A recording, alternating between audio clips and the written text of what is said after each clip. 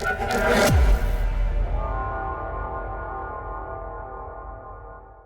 नमस्कार। अब हम स्टार्ट करते हैं। जो हमारा लेसन रह गया था सेवन्थ क्लास की, जो एनसीईआरटी चली हुई है, सेवन्थ क्लास की जो एनसीईआरटी है, उसका जो रह गया था सेकंड लेसन का कुछ पार्ट रह गया था, लगभग आधा पार्ट रह गया था, उसको हम स्टार्ट करते हैं। और ये मैं पहले बता ही चुकी हूँ, जो एनसीईआरटी की हमारी जो सीरीज है, वो सिक्स से लेके 12th तक की एनसीईआरटी को पूरा कवर करेंगे। सबसे पहला मोटो हमारा एनसीईआरटी को कवर करना रहेगा, क्योंकि एनसीईआरटी हर एक बड़े से बड़े, छोटे से छोटे एग्जाम का बेस रहती है। तो उरियूर से तंजावुर तक जो चोल वंश है सत्ता में कैसे आया, कि जो चोल वंश है वो सत्ता में कैसे आया, और बहुत सदियों तक इन्होंने अपना जो शासन है वो किया है, वो सत्ता में कैसे आया। जैसे कावेरी डेल्टा में जो मुट्रियार नाम से एक प्रसिद्ध एक छोटे से मुखिया परिवार की सत्ता थी। वे कांचीपुरम के पल्लव राजाओं के मातहत थे। जैसे बताया था ना, सामंत मातहत ऐसे वर्ड यूज किए जाते थे। जो उरियार के जो चोल वंशीय प्राचीन मुखिया थे परिवार के, जो विजयालय नाम से जो मतलब इसके जो संस्थापक है वो कौन बोले बोले जाते हैं, विजयालय ही बोले जाते हैं।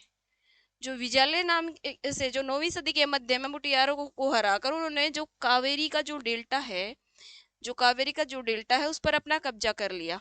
और जो वहां पर तंजावुर शहर और निसुम्भ सुदिनी देवी के मंदिर को बनवाया। जो अब ये भी क्वेश्चन पूछा जा सकता है कि जो तंजावुर शहर है वो किसने बनवाया, तो चोलों ने बनवाया। अब यहाँ पर इतना ही बताया कि चोलों ने बनवाया, आगे ये भी बताया जाएगा कि इन चोलों में से किसने बनवाया। फिर आगे वही कहानी दी है, कि कैसे चोल सत्ता में आए।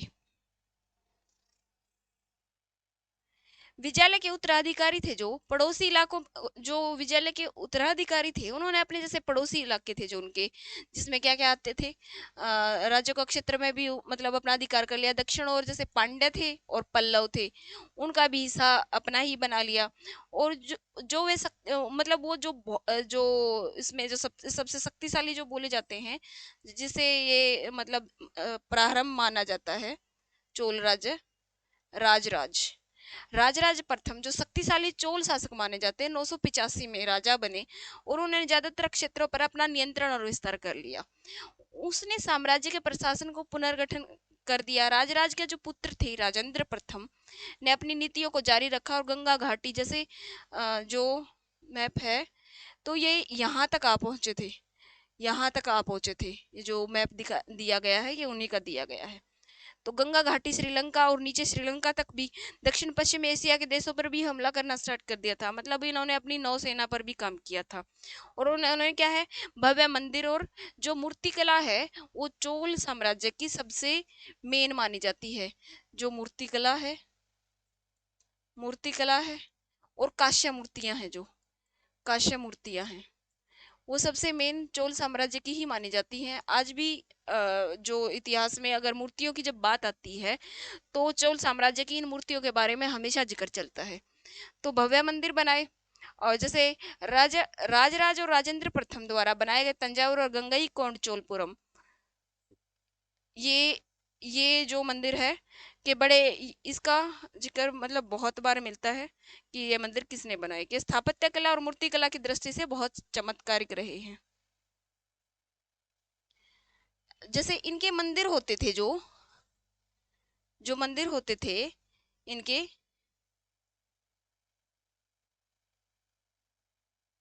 ये ऐसे होते थे, नीचे से चौड़े और ऊपर से कम होते हुए, ऐसे ही मतलब ऐसे वाले मंदिर बनते थे। और जो हर एक जो पत्थर लगा होता था यहाँ पर कोई जो मूर्तियां बना दी जाती थी, ऐसे ऐसे मूर्तियां बनी होती थी। तो ये इनके मंदिरों की खास विशेषता रहती थी। जब बताया भी है, जो ये मंदिर बनाया है, जो ये मंदिर है गंगई कोड चोलपुरम का मंदिर है। छत जिस तरह से क्रमशः पतली होती जाती है, उस पर गौर करें। बाहरी तरफ से जैसे दीवारों को पत्थरों के ऊपर जो प्रतिमाएं सजाई गई हैं, और उसको दिखाने के लिए ही कहा गया है। जो चोल मंदिर अक्सर अपने आसपास की जो जगह थी ना, उसको भी विकसित करते थे, क्योंकि जो अंदर जो काम करने वाले होते थे, जैसे पुरोहित है, बावर्ची है, मेहतर संगीतकार हैं, जो इनको जो फैसिलिटी जो सुविधाएं उपलब्ध करवानी होती थी राजा को, तो वो किससे करवाई जाती थी? वो जो पास के जो गांव हैं, किसान हैं, उनसे ही करवाई जाती थी। तो मतलब उनको भी फायदा होता था और उनको भी फायदा होता था। दूसरे शब्दों में, जैसे मंदिर सिर्फ पूजा आराधना के स्थान ही नहीं थे, मतलब वो उनको आर्थिक, सामाजिक और सांस्कृतिक सहायता भी देते थे। अगर जब राजा की तरफ से अगर इनको सहायता दी जाएगी, तो राजा उनकी सहायता करेगा। तो इस प्रकार अ, जो ये काम चलता रहता था। जो कांस्य प्रतिमाएं बनाने का जो काम था, चोल कांस्य प्रतिमाएं संसार की प्रमुख उत्कृष्ट कांस्य प्रतिमाएं हैं। सबसे उत्कृष्ट कांस्य प्रतिमाएं बताई जाती हैं जो चोल की हैं। अब ये एक कांस्य प्रतिमा है, जो चोल राजाओं की है। ये बहुत ही उत्कृष्ट प्रतिमा मानी जाती है, जो चोल साम्राज्य की है।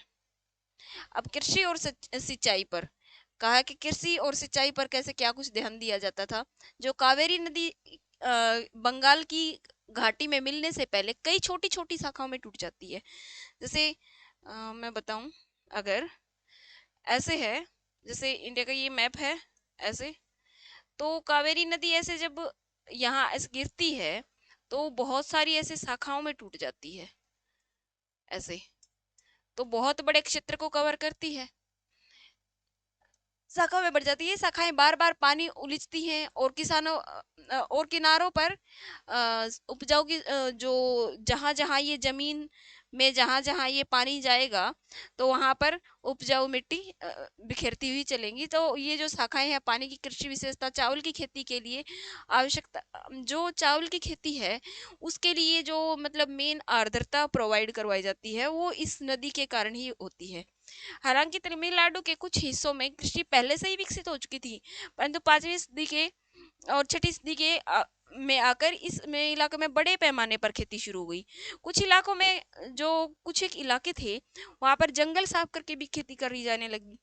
और जो डेल्टा का जो बाढ़ वाला एरिया है, वहां पर भी खेती के नए नए तरीके इजाद हो गए थे।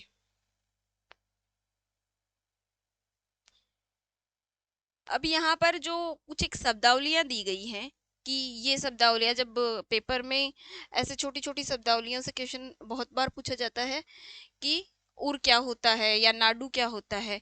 जो उर थी, किसानों की जो बस्तियां थी, उनको क्या कहा गया है?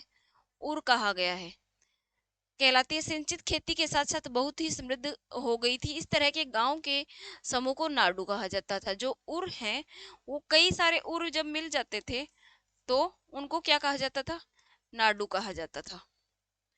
धनी किसानों को केंद्रीय चोल सरकार की देखभाल में नाडू के कामकाज में अच्छा खासा नियंत्रण हासिल था। उसमें कई धनी भूस्वामी, जो चोल राजाओं ने सम्मान के रूप से मोवेंद्र कहा जाता था। मोवेंद्र को किसको कहा जाता था? मोवेंद्र। ये शायद पिछले साल के सीटेट या स्टेट में क्वेश्चन पूछा गया था, कि मोवेंद्र से आप क्या समझते हैं, कि मोवेंद्र किसको कहा जाए? चोल राजाओं के सम्मान के रूप में मोवेंद्र, जो 3 राजाओं ने अपनी सेवाएं प्रदान करने के लिए वेलन या किसान अरियार जैसी उपलब्ध उपाधियां जो दी, और उन्हें केंद्र के महत्वपूर्ण सरकारी जो राजकीय पद सौंपे। अभी यहाँ पर जो भूमि है, उसके प्रकारों की बात की गई है। जैसे उस टाइम पे जो भूमि थी, कि किस प्रकार की भूमि के लिए कौन सा वर्ड यूज किया जाता था, कौन सी के लिए कौन सा वर्ड यूज किया जाता था। तो इसमें बताया है कि जो वेले वेलन वेगाई है,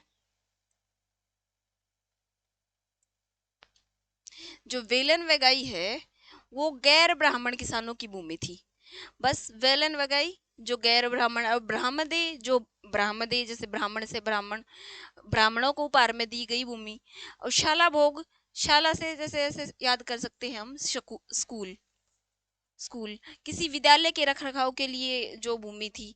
और फिर देवदान, जो मंदिर, देव मतलब भगवान, भगवानों से मंदिर जुड़े होते हैं, तो देव मतलब मंदिरों को उपहार में दी गई जो भूमि है। पल्ली चदम, पल्ली चदम है जो जैन संस्थान, जो जैन संस्थान थे, उनको जो भूमि दी जाती थी, उनके लिए क्या वर्ड यूज किया गया? पल्ली चदम यूज किया गया है।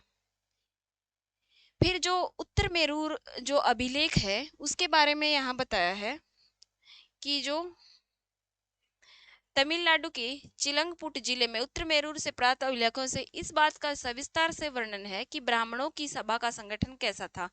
सिंचाई के कामकाज, बाग बगीचे, मंदिर इत्यादि की देखभाल के लिए सभा में विभिन्न समितियां होती थी। इनकी सदस्यता के लिए जो योग्य लोग थे उन्हीं को चुना जाता था। अब वो जो योग्यता है वो किस आधार पर जो डिसाइड की जाती थी उसके बारे में ही नेक्स्ट पेज पे बताया है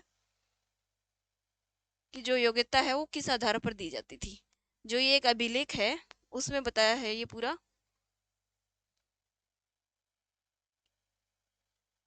कि जो सदस्य होता था उसकी क्या क्या योग्यताएं होनी चाहिए।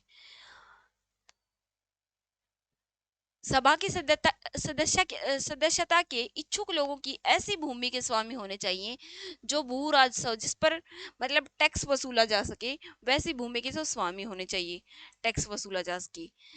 उसके पास अपना एक घर भी होना चाहिए। भाई जिसके पास घर होगा वही तो टैक्स देगा। मतलब ये सारी चीजें टैक्स से ही रिलेटेड हैं। उसकी उम्र 35 से 70 के बीच होनी चाहिए।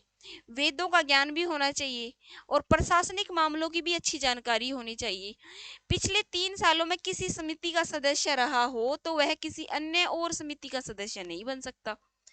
जिसने अपने या अपने संबंधियों के खाते जमा नहीं कराए और चुनाव नहीं लड़ सकता। अगर मतलब उसने किसी ने टैक्स नहीं दिया या खाते नहीं मतलब जमा करवाए हैं या फिर वो ऋणी है तो वो भी इसका वो नहीं हो सकता, सदस्य नहीं हो सकता। फिर यहाँ पर 2-3 वर्ड की बात की है कि कौन से वर्ड हैं। पुलाया है। पुलाया क्या थी, जो छोटी छोटी जो बस्तियां झुगी झोपड़ियां होती थी ना, उनको उनको क्या कहा है, पुलाया। उनको क्या कहा है, पुलाया। एक ऐसा समूह जिसे ब्राह्मण और बिल्लाल प्रतिष्ठित समाज से बाहर मानते थे। मतलब जिसको आज हम एक 21वीं शताब्दी के होने के बाद जिसको हम छुआछूत, जिनको अछूत बोल देते हैं, अछूत बोल देते हैं, उनको क्या कहा है।